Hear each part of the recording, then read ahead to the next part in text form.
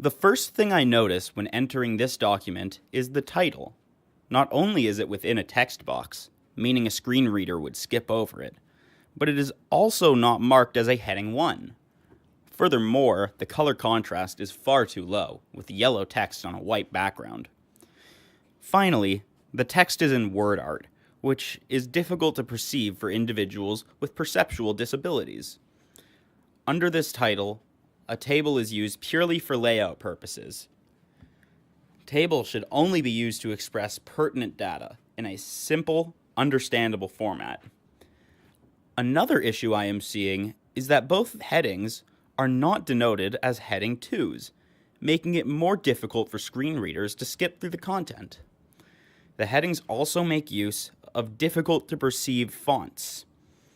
Another major issue is that the main content is in a very small font, and also makes use of a serif font.